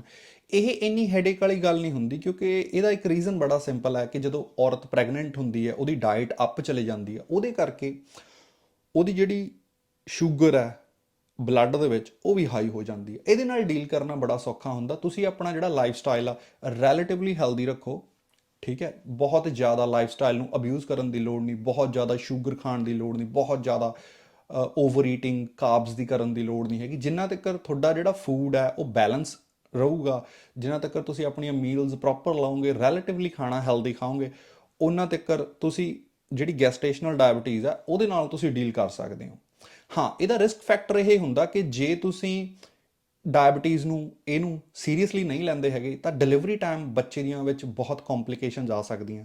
ਨਾਰਮਲ ਡਿਲੀਵਰੀ ਨਹੀਂ ਹੁੰਦੀ, ਸੀ ਸੈਕਸ਼ਨ ਕਰਨਾ ਪੈਂਦਾ ਵਾ। ਬੱਚੇ ਦੇ ਵਿੱਚ ਹੋਰ ਬੜੀਆਂ ਕੰਪਲਿਕੇਸ਼ਨ ਆ ਸਕਦੀਆਂ, ਬੱਚਾ ਓਬੀਸ ਪੈਦਾ ਹੋ ਸਕਦਾ ਵਾ। ਕਿਉਂਕਿ ਤੁਸੀਂ ਦੇਖੋ ਜਦੋਂ ਤੁਹਾਡੀ ਬਲੱਡ ਸ਼ੂਗਰ ਹਾਈ ਰਹਿਣੀ ਹੈ ਤਾਂ ਉਹ ਪਲੈਸੈਂਟਾ ਦੇ ਜ਼ਰੀਏ ਬੱਚੇ ਦੀ ਬਾਡੀ ਵਿੱਚ ਜਾਊਗੀ ਤੇ ਉਹਦੀ ਗਰੋਥ ਜ਼ਰੂਰਤ ਨਾਲੋਂ ਜ਼ਿਆਦਾ ਹੋਣੀ ਹੈ, ਜਿਹੜੀ ਉਹਨੂੰ ਜਨਮ ਤੋਂ ਬਾਅਦ ਕਿਸੇ ਨਾ ਕਿਸੇ ਤਰ੍ਹਾਂ ਦੀ ਹੈਲਥ ਪ੍ਰੋਬਲਮ ਦੇ ਸਕਦੀ ਹੈ। ਸੋ ਗੈਸਟੇਸ਼ਨਲ ਡਾਇਬਟੀਜ਼ ਜੇ ਤੁਹਾਡਾ ਲਾਈਫ ਸਟਾਈਲ ਹੈਲਦੀ ਹੈ ਫਿਰ ਪ੍ਰੋਬਲਮ ਨਹੀਂ ਹੈ, ਮਗਰ ਜੇ ਤੁਹਾਡਾ ਲਾਈਫ ਸਟਾਈਲ ਅਨਹੈਲਦੀ ਹੈ ਤਾਂ ਫਿਰ ਬਹੁਤ ਵੱਡੀ ਪ੍ਰੋਬਲਮ ਹੈ। ਦੇਖੋ, ਹਿੰਦੀ ਦੀ ਇੱਕ ਬਹੁਤ ਮਸ਼ਹੂਰ ਕਹਾਵਤ ਆ, ਅਬ ਪਛਤਾਏ ਹੋਤ ਕਿਆ ਜਬ ਚਿੜੀਆ ਚੁਗ ਗਈ ਖੇਤ। ਸੋ ਡਾਇਬਟੀਜ਼ ਦੀ ਬਿਮਾਰੀ ਹੋਣ ਤੋਂ ਬਾਅਦ ਪਛਤਾਉਣ ਦਾ ਕੋਈ ਫਾਇਦਾ ਨਹੀਂ। ਡਾਇਬਟੀਜ਼ ਹੋਣ ਤੋਂ ਪਹਿਲਾਂ ਤੁਹਾਨੂੰ ਸਮਝਣਾ ਪੈਣਾ ਕਿੱਦਾਂ ਹੁੰਦੀ ਹੈ, ਕੀ ਹੁੰਦੀ ਹੈ। ਤੇ ਆਉਣ ਤੋਂ ਪਹਿਲਾਂ ਜਿੱਦਾਂ ਪ੍ਰਾਹੁਣੇ ਕਾਂ ਭੇਜਦੇ ਆ ਨਾ ਬਨੇਰੇ ਤੇ ਬੋਲਣ ਨੂੰ, ਉਵੇਂ ਡਾਇਬਟੀਜ਼ ਵੀ ਇੱਕ ਕੰਡੀਸ਼ਨ ਭੇਜਦੀ ਹੈ ਜਿਹਨੂੰ ਅਸੀਂ ਪ੍ਰੀ ਡਾਇਬਟੀਜ਼ ਕਹਿੰਦੇ ਆ। ਇਹ ਬਾਡੀ ਦੀ ਉਹ ਕੰਡੀਸ਼ਨ ਹੁੰਦੀ ਹੈ ਜਦੋਂ ਬਲੱਡ ਦੇ ਵਿੱਚ ਸ਼ੂਗਰ ਰਿਲੇਟਿਵਲੀ ਹਾਈ ਹੁੰਦੀ ਹੈ ਮਗਰ ਸਾਨੂੰ ਡਾਇਬਟੀਜ਼ ਨਹੀਂ ਹੁੰਦੀ। ਸੈੱਲ ਇਸ ਕੰਡੀਸ਼ਨ ਦੇ ਵਿੱਚ ਇਨਸੂਲਿਨ ਨੂੰ ਰਿਸਪੌਂਡ ਕਰ ਰਿਹਾ ਹੁੰਦਾ ਵਾ, ਹਜੇ ਉਹਨੇ ਇਨਸੂਲਿਨ ਨੂੰ ਰਿਸਪੌਂਡ ਕਰਨਾ ਬੰਦ ਨਹੀਂ ਕੀਤਾ ਹੁੰਦਾ। ਸੋ ਜਿਹੜੀ ਇਹ ਕੰਡੀਸ਼ਨ ਆ ਇਹਦੇ ਵਿੱਚ ਤੁਸੀਂ ਡਾਇਬਟੀਜ਼ ਨੂੰ ਕੰਟਰੋਲ ਕਰ ਸਕਦੇ ਹੋ। ਪ੍ਰੀ ਡਾਇਬਟੀਜ਼ ਇਸ ਕੰਡੀਸ਼ਨ ਨੂੰ ਕਹਿੰਦੇ ਆ। ਇਹਦੇ ਸਿੰਪਟਮ ਹੁੰਦੇ ਆ ਕੁਝ, ਜਿੱਦਾਂ ਤੁਹਾਨੂੰ ਬਾਰ-ਬਾਰ ਬਹੁਤ ਜ਼ਿਆਦਾ ਪਿਸ਼ਾਬ ਆਉਣਾ, ਬਹੁਤ ਜ਼ਿਆਦਾ ਪਿਆਸ ਲੱਗਣਾ, ਵਜਨ ਜਿਹੜਾ ਹੁੰਦਾ ਉਹ ਬਿਨਾਂ ਟਰਾਈ ਕੀਤੇ ਵਜਨ ਡ੍ਰੌਪ ਹੋਈ ਜਾਣਾ, ਮਸਲ ਜਿਹੜਾ ਤੁਹਾਡੀ ਬਾਡੀ ਦੇ ਵਿੱਚ ਆ ਮਸਲ ਕੰਟੈਂਟ ਘਟੀ ਜਾਣਾ। ਹੋਰ ਕੀ ਹੁੰਦਾ, ਜੇ ਤੁਹਾਡੇ ਜ਼ਖਮ ਹੋ ਜੇ ਤਾਂ ਜ਼ਖਮ ਛੇਤੀ ਠੀਕ ਨਾ ਹੋਵੇ। ਠੀਕ ਹੈ, ਆਈ ਸਾਈਟ ਉੱਪਰ ਬਹੁਤ ਫਰਕ ਪੈਂਦਾ, ਤੁਹਾਡਾ ਸੁਭਾਅ ਚਿੜਚਿੜਾ ਹੋ ਜਾਂਦਾ, ਤੁਹਾਨੂੰ ਸਕਿਨ ਦੀ ਐਲਰਜੀ ਹੋਣ ਲੱਗ ਜਾਂਦੀ ਆ, ਵੈਜਨਲ ਇਨਫੈਕਸ਼ਨ ਹੋਣ ਲੱਗ ਜਾਂਦਾ ਵਾ, ਯੂਰੀਨਰੀ ਟਰੈਕ ਦੇ ਵਿੱਚ ਇਨਫੈਕਸ਼ਨ ਆਉਣ ਲੱਗ ਜਾਂਦੀ। ਉਹਦਾ ਮੇਨ ਰੀਜ਼ਨ ਇਹ ਹੁੰਦਾ ਕਿ ਤੁਹਾਡੇ ਯੂਰਿਨ ਦੇ ਵਿੱਚ ਸ਼ੂਗਰ ਜ਼ਿਆਦਾ ਵਾ। ਜੇ ਤੁਹਾਡੇ ਯੂਰਿਨ ਦੇ ਵਿੱਚ ਸ਼ੂਗਰ ਜ਼ਿਆਦਾ ਵਾ ਤਾਂ ਓਬਵੀਅਸਲੀ ਉੱਥੇ ਬੈਕਟੀਰੀਅਲ ਗਰੋਥ ਜ਼ਿਆਦਾ ਹੋਊਗੀ। ਉਸ ਕਰਕੇ ਜੇ ਉਹ ਜਿਹੜੀ ਬੈਕਟੀਰੀਅਲ ਗਰੋਥ ਹੁੰਦੀ ਆ ਉਹ ਡਾਇਰੈਕਟ ਰਿਸਪੌਂਸ ਹੁੰਦੀ ਹੈ ਕਿ ਯੂਰਿਨ ਦੇ ਵਿੱਚ ਸ਼ੂਗਰ ਹਾਈ ਹੋਣ ਕਰਕੇ। ਸੋ ਇੱਕ ਇੰਡੀਕੇਟਰ ਹੁੰਦੀ ਹੈ ਕਿ ਇਹ ਸਿੰਪਟਮ ਇੰਡੀਕੇਟਰ ਹੁੰਦੇ ਆ ਕਿ ਤੁਹਾਨੂੰ ਇੱਕ ਪ੍ਰੀ ਡਾਇਬੈਟਿਕ ਕੰਡੀਸ਼ਨ ਹੈ। ਜੇ ਇਸ ਕੰਡੀਸ਼ਨ ਨੂੰ ਤੁਸੀਂ ਸੰਭਾਲ ਲਓ, ਆਪਣਾ ਲਾਈਫ ਸਟਾਈਲ ਚੇਂਜ ਕਰ ਲਓ, ਫਿਰ ਤੁਹਾਨੂੰ ਡਾਇਬਟੀਜ਼ ਦੀ ਬਿਮਾਰੀ ਜਿਹੜੀ ਆ ਉਹ ਹੁੰਦੀ ਨਹੀਂ ਹੈਗੀ, ਉਹ ਉਨੀ ਸਵੀਅਰ ਕੇਸ ਨਹੀਂ ਬਣਦਾ। ਹੁਣ ਆਪਾਂ ਗੱਲ ਕਰਦੇ ਹਾਂ ਕਿ ਜਿਹੜੀ ਡਾਇਬਟੀਜ਼ ਆ ਇਹਨੂੰ ਜਾਨਲੇਵਾ ਬਿਮਾਰੀ ਕਿਉਂ ਕਿਹਾ ਜਾਂਦਾ। ਦੇਖੋ, ਜਦੋਂ ਸਾਡੇ ਬਾਡੀ ਦੇ ਸੈੱਲ ਸ਼ੂਗਰ ਨੂੰ ਡਾਈਜੈਸਟ ਕਰਨਾ ਬੰਦ ਕਰ ਦਿੰਦੇ ਆ ਤਾਂ ਜਿਹੜਾ ਸ਼ੂਗਰ ਆ ਉਹ ਬਲੱਡ ਦੇ ਵਿੱਚ ਬਿਲਡਅਪ ਹੋਣ ਲੱਗ ਜਾਂਦਾ।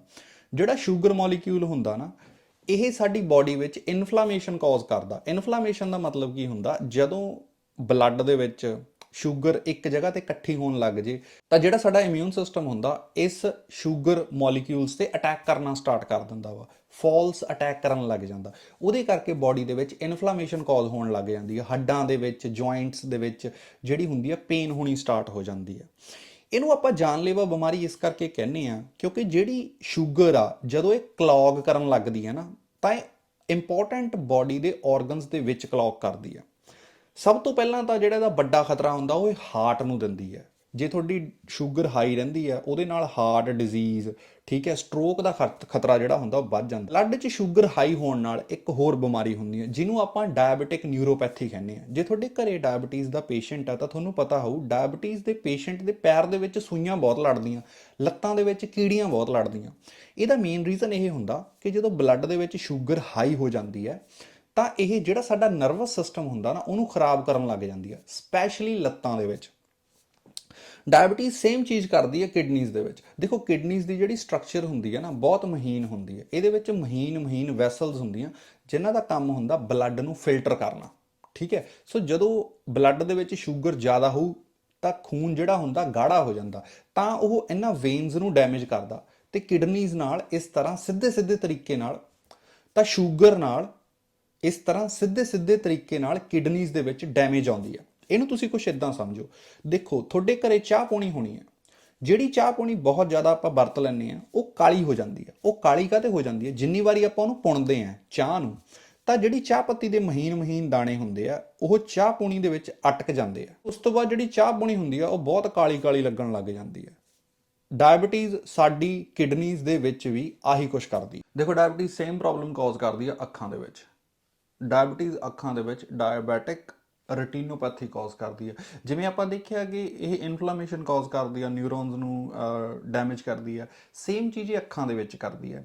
ਹੁਣ ਅੱਖਾਂ ਦੇ ਵਿੱਚ ਕੀ ਹੁੰਦਾ, ਅੱਖਾਂ ਦੀਆਂ ਜਿਹੜੀਆਂ ਨਾੜਾਂ ਹੁੰਦੀਆਂ ਬਹੁਤ ਸੂਖਮ ਹੁੰਦੀਆਂ। ਥੋੜੀ ਜੀ ਇਨਫਲੇਮੇਸ਼ਨ ਨਾਲ ਜਾਂ ਥੋੜਾ ਜਿਹਾ ਬਲੱਡ ਗਾੜਾ ਹੋਣ ਦੇ ਨਾਲ ਸਾਡੀ ਜਿਹੜੀ ਆਈਸਾਈਟ ਆ ਉੱਤੇ ਫਰਕ ਪੈ ਜਾਂਦਾ। ਇਸ ਕਰਕੇ ਦੇਖਿਓ ਜਦੋਂ ਕਿਸੇ ਨੂੰ ਡਾਇਬਟੀਜ਼ ਹੁੰਦੀ ਹੈ ਉਹਦੀ ਅੱਖਾਂ ਦੀ ਨਿਗਾਹ ਜਿਹੜੀ ਆ ਉਹ ਪਹਿਲਾਂ ਜਾਂਦੀ ਆ। ਇਹੀ ਇੱਕ ਮੇਨ ਕਾਰਨ ਹੈ ਕਿ ਜਦੋਂ ਪੰਜਾਬ ਦੇ ਵਿੱਚ ਕਿਸੇ ਬੰਦੇ ਨੂੰ ਡਾਇਬਟੀਜ਼ ਹੋ ਜੇ ਤਾਂ ਉਹਦਾ ਮਰਨਾ ਆਲਮੋਸਟ ਤੈਅ ਹੁੰਦਾ। ਉਹਦਾ ਰੀਜ਼ਨ ਕੀ ਹੁੰਦਾ? ਪੰਜਾਬ ਦੇ ਵਿੱਚ ਬੰਦੇ ਸ਼ਰਾਬ ਨਹੀਂ ਛੱਡਦੇ ਹੈਗੇ। ਸੋ ਸ਼ਰਾਬ ਜਿਹੜੀ ਹੁੰਦੀ ਹੈ ਉਹਦੇ ਵਿੱਚ ਬਹੁਤ ਜ਼ਿਆਦਾ ਮਾਤਰਾ ਦੇ ਵਿੱਚ ਕਾਰਬਸ ਹੁੰਦੇ ਆ, ਫ੍ਰੀ ਕੈਲਰੀਜ਼ ਆਪਾਂ ਉਹਨੂੰ ਕਹਿ ਦਿੰਦੇ ਆ। ਫ੍ਰੀ ਕੈਲਰੀਜ਼ ਕਾਹਤੇ ਕਹਿੰਦੇ ਆ ਨਾ, ਕਿਉਂਕਿ ਉਹਦੀ ਸ਼ਰਾਬ ਦੀ ਨਿਊਟ੍ਰੀਸ਼ਨਲ ਵੈਲਿਊ 0 ਹੁੰਦੀ ਆ। ਉਹਦੇ ਵਿੱਚ ਸਿਰਫ ਔਰ ਸਿਰਫ ਕਾਰਬਸ ਹੁੰਦੇ ਆ। ਉਹ ਕਾਰਬਸ ਜਦੋਂ ਬਾਡੀ ਡਾਈਜੈਸਟ ਕਰਦੀ ਆ ਤਾਂ ਬਲੱਡ ਦੇ ਵਿੱਚ ਉਹ ਬਹੁਤ ਜ਼ਿਆਦਾ ਮਾਤਰਾ ਦੇ ਵਿੱਚ ਹੋ ਜਾਂਦੇ ਆ। ਕਿਉਂਕਿ ਸਾਡੇ ਸੈੱਲ ਉਹਨੂੰ ਚੱਕ ਨਹੀਂ ਰਹੇ ਹੈਗੇ ਤਾਂ ਉਹ ਜਿਹੜੀ ਸ਼ੂਗਰ ਹੁੰਦੀ ਹੈ, ਠੀਕ ਹੈ, ਬਲੱਡ ਦੇ ਵਿੱਚ ਐਕਸੈਸਿਵ ਕਾਰਬਸ ਹੁੰਦੇ ਆ, ਅੱਖਾਂ ਦੇ ਵਿੱਚ ਜਾ ਕੇ ਉਹ ਪ੍ਰੋਬਲਮ ਕਾਜ਼ ਕਰਦੇ ਆ। ਇਸੇ ਕਰਕੇ ਸਾਡੀ ਆਈਸਾਈਟ ਸ਼ੂਗਰ ਦੇ ਵਿੱਚ ਵੀਕ ਹੋ ਜਾਂਦੀ ਹੈ। ਇਸੇ ਕਰਕੇ ਜੇ ਬੰਦਾ ਸ਼ੂਗਰ ਤੋਂ ਬਾਅਦ ਸ਼ਰਾਬ ਨਹੀਂ ਛੱਡਦਾ ਤਾਂ 101% ਉਹਨੂੰ ਆਪਣੀ ਜਾਨ ਗਵਾਉਣੀ ਪੈਂਦੀ ਹੈ। ਇਸ ਤੋਂ ਇਲਾਵਾ ਸ਼ੂਗਰ ਹੋਰ ਬਹੁਤ ਪ੍ਰੋਬਲਮ ਕਾਜ਼ ਕਰਦੀ ਆ। ਜਿਵੇਂ ਸ਼ੂਗਰ ਹੋਣ ਤੋਂ ਬਾਅਦ ਤੁਹਾਨੂੰ ਪਾਰਕਿੰਸਨ ਹੋਣ ਦਾ ਖਤਰਾ ਵੱਧ ਜਾਂਦਾ, ਅਲਜ਼ਾਈਮਰ ਹੋਣ ਦਾ ਖਤਰਾ ਵੱਧ ਜਾਂਦਾ ਵਾ, ਤੁਹਾਨੂੰ ਡਿਪਰੈਸ਼ਨ ਆ ਜਾਂਦਾ ਵਾ, ਸੁਭਾਅ ਚਿੜਚਿੜਾ ਹੋ ਜਾਂਦਾ। ਉਹਦਾ ਮੇਨ ਰੀਜ਼ਨ ਇਹ ਹੁੰਦਾ ਕਿ ਬਲੱਡ ਦੇ ਵਿੱਚ ਸ਼ੂਗਰ ਦੀ ਅਮਾਊਂਟ ਵਧਣ ਦੇ ਨਾਲ ਜਿਹੜਾ ਸਾਡਾ ਬ੍ਰੇਨ ਹੈ ਉੱਥੇ ਵੀ ਕਲੌਗਿੰਗ ਹੋਣ ਲੱਗ ਜਾਂਦੀ ਹੈ। ਉੱਥੇ ਵੀ ਜਿਹੜਾ ਬਲੱਡ ਹੁੰਦਾ ਵਾ ਉਹ ਵਧੀਆ ਤਰੀਕੇ ਨਾਲ ਸਰਕੂਲੇਟ ਨਹੀਂ ਕਰਦਾ, ਜਿਹਦੇ ਕਰਕੇ ਬ੍ਰੇਨ ਦੇ ਫੰਕਸ਼ਨਸ ਦੇ ਉੱਪਰ ਅਸਰ ਪੈਂਦਾ ਵਾ। ਪੁਰਾਣੇ ਜ਼ਮਾਨੇ ਵਿੱਚ ਬੜੇ ਫਨੀ ਤਰੀਕੇ ਨਾਲ ਡਾਇਬਟੀਜ਼ ਦੀ ਮੈਡੀਸਨ ਤਿਆਰ ਹੁੰਦੀ ਸੀ। ਦੇਖੋ ਪਹਿਲਾਂ ਜਿਹੜੀ ਹੁੰਦੀ ਸੀਗੀ ਨਾ ਮੈਡੀਸਨ ਇੰਨੀ ਡਿਵੈਲਪ ਨਹੀਂ ਸੀ। ਜਿਹੜੀ ਸਾਨੂੰ ਮੈਡੀਸਨ ਦੀ ਐਡਵਾਂਸਮੈਂਟ ਅੱਜ ਦਿਖਦੀ ਹੈ ਇਹ ਪਿਛਲੇ 15-20 ਜਾਂ ਮੈਕਸਿਮਮ 30 ਸਾਲਾਂ ਦੇ ਵਿੱਚ ਹੋਈ ਹੈ। ਈਵਨ ਜਿਹੜਾ DNA ਦੀ ਸਟਰਕਚਰ ਹੈ ਇਹ ਮਾਤਰ 60-70 ਸਾਲ ਪੁਰਾਣੀ ਹੈ। 60-70-80 ਸਾਲ ਪਹਿਲਾਂ ਸਾਨੂੰ ਪਤਾ ਨਹੀਂ ਸੀ DNA ਦੀ ਸਟਰਕਚਰ ਕਿੱਦਾਂ ਵਾ। ਸੋ ਜਿਹੜੀ ਅੱਜ ਸਾਡੇ ਕੋਲੇ ਟੈਕਨੋਲੋਜੀ ਆ ਇਹ ਪਹਿਲਾਂ ਹੈ ਨਹੀਂ ਸੀਗੀ। ਸੋ ਉਦੋਂ ਜਿਹੜੀ ਡਾਇਬਟੀਜ਼ ਦੀ ਮੈਡੀਸਨ ਸੀ ਬੜੇ ਫਨੀ ਤਰੀਕੇ ਨਾਲ ਤਿਆਰ ਹੁੰਦੀ ਸੀਗੀ। ਬੇਸਿਕਲੀ ਕੀ ਕੀਤਾ ਜਾਂਦਾ ਸੀ, ਡਿਫਰੈਂਟ ਜਾਨਵਰਾਂ ਦਾ ਪਿੱਤਾ ਜਿਹੜਾ ਹੁੰਦਾ, ਮੋਸਟਲੀ ਸੂਰ ਦਾ ਪਿੱਤਾ ਯੂਜ਼ ਹੁੰਦਾ ਸੀ। ਉਹ ਇਸ ਕਰਕੇ ਯੂਜ਼ ਹੁੰਦਾ ਸੀ ਕਿਉਂਕਿ ਜਿਹੜੀ ਸੂਰ ਦੀ ਆਰਗਨ ਸਟਰਕਚਰ ਆ ਨਾ ਸਾਡੇ ਨਾਲ ਬੜੀ ਮੇਲ ਖਾਂਦੀ ਹੈ। ਤੇ ਸੂਰ ਦਾ ਜਿਹੜਾ ਪਿੱਤਾ ਹੁੰਦਾ ਸੀਗਾ ਉਹਨੂੰ ਡਰਾਈ ਕਰ ਲਿਆ ਜਾਂਦਾ ਸੀ, ਉਹਨੂੰ ਪੀਸ ਕੇ ਐਜ਼ ਸ਼ੂਗਰ ਦੀ ਮੈਡੀਸਨ ਯੂਜ਼ ਹੁੰਦਾ ਸੀਗਾ। ਕਿਉਂਕਿ ਜਿਹੜਾ ਉਹ ਪਿੱਤਾ ਹੁੰਦਾ ਸੀ ਉਹ ਇਨਸੂਲਿਨ ਰਿਚ ਹੁੰਦਾ ਸੀਗਾ। ਤਾਂ ਜਦੋਂ ਅਸੀਂ ਉਹ ਮੈਡੀਸਨ ਐਜ਼ ਏ ਮੈਡੀਸਨ ਅਸੀਂ ਸੂਰ ਦੇ ਪਿੱਤੇ ਨੂੰ ਲੈਂਦੇ ਸੀ ਤਾਂ ਸਾਡੇ ਬਲੱਡ ਦੇ ਵਿੱਚ ਇਨਸੂਲਿਨ ਜਿਹੜਾ ਹੁੰਦਾ ਸੀਗਾ ਅਪ ਹੋ ਜਾਂਦਾ ਸੀ। ਤੇ ਇਹ ਜਿਹੜਾ ਇਨਸੂਲਿਨ ਹੁੰਦਾ ਸੀਗਾ ਇਹ ਸਾਡੀ ਬਾਡੀ ਦੇ ਇਨਸੂਲਿਨ ਤੋਂ ਥੋੜਾ ਜਿਹਾ ਡਿਫਰੈਂਟ ਹੁੰਦਾ ਸੀ ਤੇ ਇਹ ਸਾਡੀ ਬਾਡੀ ਨੂੰ ਹੈਲਪ ਕਰਦਾ ਸੀਗਾ ਬਲੱਡ 'ਚੋਂ ਸ਼ੂਗਰ ਕਲੀਅਰ ਕਰਨ ਨੂੰ। ਫਿਰ ਜਿਵੇਂ ਜਿਵੇਂ ਟੈਕਨੋਲੋਜੀ ਥੋੜੀ ਜਿਹੀ ਐਡਵਾਂਸ ਹੋਈ, ਸਾਡੇ ਕੋਲ ਫਿਲਟਰੇਸ਼ਨ ਮੈਥਡ ਵਧੀਆ ਆ ਗਏ, ਤਾਂ ਅਸੀਂ ਸੂਰ ਨੂੰ ਮਾਰ ਕੇ ਉਹਦਾ ਪਿੱਤਾ ਡਰਾਈ ਕਰਨ ਦੀ ਜਗ੍ਹਾ ਅਸੀਂ ਸਿੱਧਾ ਇਨਸੂਲਿਨ ਉਹਦੇ ਬਲੱਡ 'ਚੋਂ ਚੱਕਣ ਲੱਗ ਗਏ। ਅੱਜ ਕੱਲ੍ਹ ਤਾਂ ਗਾਵਾਂ ਮੱਝਾਂ ਵੀ ਯੂਜ਼ ਕਰਨ ਲੱਗ ਗਏ ਆਪਾਂ, ਕਿ ਗਾਵਾਂ ਮੱਝਾਂ ਦੇ ਦੁੱਧ 'ਚੋਂ ਤੁਸੀਂ ਇਹ ਸਾਰੀਆਂ ਜਿਹੜੀਆਂ ਪ੍ਰੋਟੀਨਸ ਨੇਗੀਆਂ ਉਹਨਾਂ ਨੂੰ ਪਿਊਰੀਫਾਈ ਕਰ ਲਓ। ਅੱਜ ਜ਼ਮਾਨਾ ਹੈ ਡੀਐਨਏ ਟੈਕਨੋਲੋਜੀ ਦਾ। ਈਵਨ ਮੈਂ 3rd ਈਅਰ ਦੇ ਵਿੱਚ ਡੀਐਨਏ ਰਿਕੰਬੀਨੈਂਟ ਟੈਕਨੋਲੋਜੀ ਯੂਜ਼ ਕਰਕੇ ਅਸੀਂ ਈਕੋਲਾਈ ਦੇ ਵਿੱਚ ਇੱਕ ਫੋਰਨ ਡੀਐਨਏ ਪਾ ਕੇ, ਫੋਰਨ ਪ੍ਰੋਟੀਨ ਦਾ ਜਿਹੜਾ ਡੀਐਨਏ ਪਾ ਕੇ ਅਸੀਂ ਉਹ ਤੋਂ ਪ੍ਰੋਟੀਨ ਸਿੰਥੇਸਿਸ ਕਰਾਇਆ ਸੀਗਾ। ਅੱਜ ਦੇ ਜ਼ਮਾਨੇ ਦੇ ਵਿੱਚ ਇਨਸੂਲਿਨ ਜਿਹੜੀ ਆ ਉਹ ਈਕੋਲਾਈ ਤੋਂ ਤਿਆਰ ਕੀਤੀ ਜਾਂਦੀ ਆ। ਸੋ ਇੱਕ ਫਨੀ, ਬੜਾ ਇੱਕ ਇੰਟਰਸਟਿੰਗ ਜਰਨੀ ਰਹੀ ਆ ਮੈਡੀਸਨ ਦੀ, ਕਿ ਪਹਿਲਾਂ ਕਿੱਥੇ ਤੁਸੀਂ ਇੱਕ ਜਾਨਵਰ ਦਾ ਆਰਗਨ ਲੈਂਦੇ ਸੀ, ਉਹਨੂੰ ਡਰਾਈ ਕਰਦੇ ਸੀ, ਉਹਨੂੰ ਪੀਸਦੇ ਸੀ ਤੇ ਉਸ ਤੋਂ ਮੈਡੀਸਨ ਤਿਆਰ ਹੁੰਦੀ ਸੀ, ਤੇ ਅੱਜ ਤੁਸੀਂ ਈਕੋਲਾਈ ਦੇ ਵਿੱਚ ਡੀਐਨਏ ਦਾ ਫਰੈਗਮੈਂਟ ਪਾ ਕੇ ਉਸ ਤੋਂ ਕੋਈ ਵੀ ਪ੍ਰੋਟੀਨ ਜਿਹੜੀ ਆ ਬਣਵਾ ਸਕਦੇ ਹੋ। ਹੁਣ ਆਪਾਂ ਗੱਲ ਕਰਦੇ ਹਾਂ ਡਾਇਬੀਟੀਜ਼ ਤੋਂ ਬਚਣਾ ਕਿੱਦਾਂ ਵਾ। ਦੇਖੋ, ਮੈਂ ਇਹਦੇ ਵਿੱਚ ਤੁਹਾਨੂੰ ਮੋਟੀਆਂ-ਮੋਟੀਆਂ ਕਾਫੀ ਚੀਜ਼ਾਂ ਦੱਸ ਸਕਦਾ, ਬਟ ਆਪਾਂ ਥੋੜੀ ਜਿਹੀ ਡਿਫਰੈਂਟ ਅਪਰੋਚ ਲੈਂਦੇ ਹਾਂ। ਆਪਾਂ ਕੇਸ ਸਟੱਡੀ ਡਿਸਕਸ ਕਰਦੇ ਹਾਂ, ਜਿਹੜੀ ਕੇਸ ਸਟੱਡੀ ਮੈਂ ਕੰਡਕਟ ਕੀਤੀ ਸੀ। ਹੁਣ ਮੈਂ ਲਾਸਟ ਈਅਰ ਇੰਡੀਆ ਗਿਆ ਸੀਗਾ।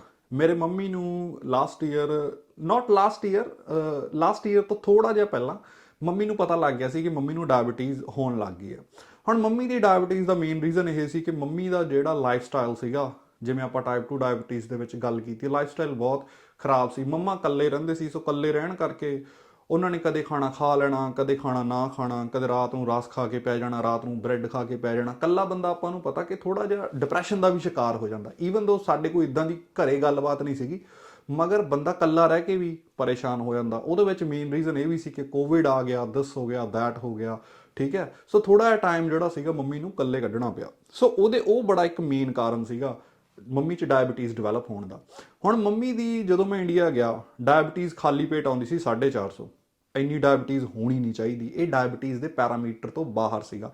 ਮੰਮੀ ਦੀ ਖਾਲੀ ਪੇਟ ਡਾਇਬੀਟੀਜ਼ ਆਉਣੀ ਚਾਹੀਦੀ ਸੀ 70 ਤੋਂ 90 ਦੇ ਵਿਚਕਾਰ, ਮੰਮੀ ਦੇ ਬੋਡੀ weight ਦੇ ਹਿਸਾਬ ਨਾਲ।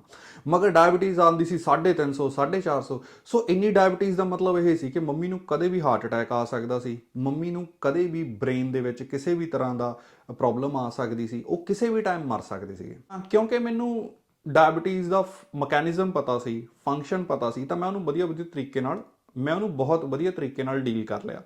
ਮੰਮੀ ਦੀ ਮੈਡੀਸਨ ਚੱਲਦੀ ਸੀ। ਮੰਮੀ ਆਈ ਥਿੰਕ ਮੈਂ 1 ਮਹੀਨੇ ਵਿੱਚ ਮੰਮੀ ਨੂੰ 10,000 ਦੀ ਮੈਡੀਸਨ ਲਿਆਤੀ ਸੀਗੀ। ਮੈਂ ਬਹੁਤ ਹੈਰਾਨ ਹੋਇਆ ਕਿ ਯਾਰ ਇਹ ਤਾਂ ਬਹੁਤ ਗਲਤ ਹੈ, ਇੰਨੀ ਮੈਡੀਸਨ ਖਾਣ ਨਾਲ ਤੁਹਾਡੇ ਲਿਵਰ 'ਤੇ ਅਸਰ ਪਊਗਾ। ਤੁਸੀਂ 6 ਮਹੀਨੇ 7 ਮਹੀਨੇ ਇੰਨੀ ਮੈਡੀਸਨ ਖਾ ਲਈ, ਤੁਹਾਡੇ ਸਰੀਰ ਨੇ ਵੈਸੇ ਹੀ ਵੀਕ ਹੋ ਜਾਣਾ ਵਾ। ਮਗਰ ਹੁੰਦਾ ਕੀ ਹੈ ਨਾ, ਇੰਡੀਆ ਦੇ ਵਿੱਚ ਲੋਕਾਂ ਨੂੰ ਇਸ ਚੀਜ਼ ਦੀ ਐਜੂਕੇਸ਼ਨ ਨਹੀਂ ਹੈਗੀ। ਉਸ ਤੋਂ ਬਾਅਦ ਜਿਹੜੇ ਡਾਕਟਰਸ ਵੀ ਹੈ, ਉਹਨਾਂ ਨੂੰ ਵੀ ਐਂ ਹੁੰਦਾ ਕਿ ਸਾਨੂੰ ਇੱਕ ਸੋਨੇ ਦੀ ਮੁਰਗੀ ਮਿਲ ਗਈ, ਹੁਣ ਇਹਨੂੰ ਕੱਢ ਲਓ, ਇਹ 'ਚੋਂ ਕਿੰਨੇ ਆਂਡੇ ਕੱਢ ਹੁੰਦੇ ਆ। ਹੋਰ ਗੱਲ ਕੀ ਹੁੰਦੀ ਹੈ, ਜਿਹੜੇ ਸਾਡੇ ਬਜ਼ੁਰਗ ਹੈ ਉਹ ਇਹਨਾਂ ਚੀਜ਼ਾਂ ਨੂੰ ਸਮਝਣ ਨੂੰ ਰੈਡੀ ਨਹੀਂ ਹੁੰਦੇ। ਸੋ ਕਿਉਂਕਿ ਹੁਣ ਅਸੀਂ ਉੱਥੇ ਸੀ, ਅਸੀਂ ਮੰਮੀ ਦੀ ਡਾਈਟ ਬਹੁਤ ਚੇਂਜ ਕੀਤੀ।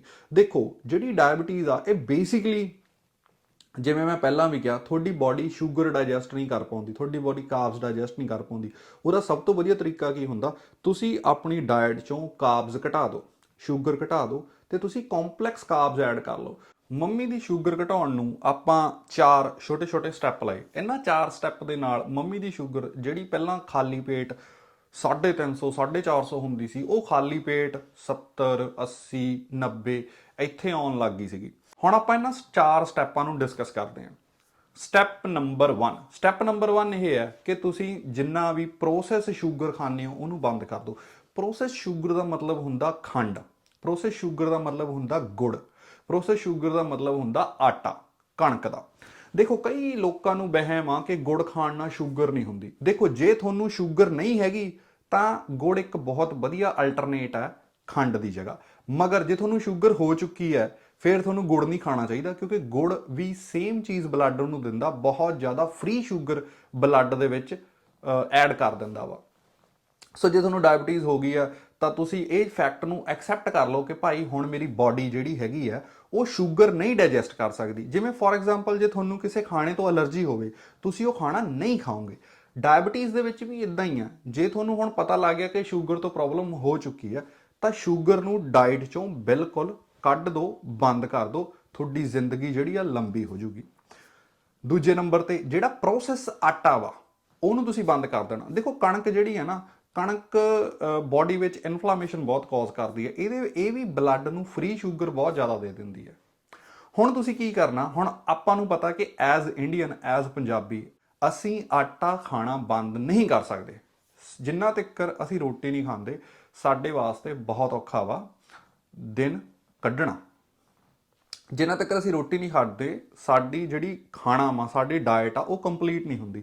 ਦੇਖੋ, ਤੁਹਾਨੂੰ ਆਟਾ ਕਣਕ ਦਾ ਕੱਢਣ ਨੂੰ ਕਹਿ ਰਹੇ ਹਾਂ, ਮਗਰ ਕਣਕ ਦੀ ਜਗ੍ਹਾ ਤੁਸੀਂ ਹੋਰ ਐਡ ਕਰ ਸਕਦੇ ਹੋ। ਮੰਮੀ ਵਾਸਤੇ ਆਪਾਂ ਕੀ ਕੀਤਾ ਸੀਗਾ, ਮਲਟੀਗ੍ਰੇਨ ਆਟਾ ਜਿਹੜਾ ਸੀ ਅਸੀਂ ਉਹ ਬਣਾਉਂਦੇ ਹੁੰਦੇ ਸੀਗੇ, ਮਗਰ ਅਸੀਂ ਘਰੇ ਮਲਟੀਗ੍ਰੇਨ ਆਟਾ ਬਣਾਉਂਦੇ ਸੀਗੇ।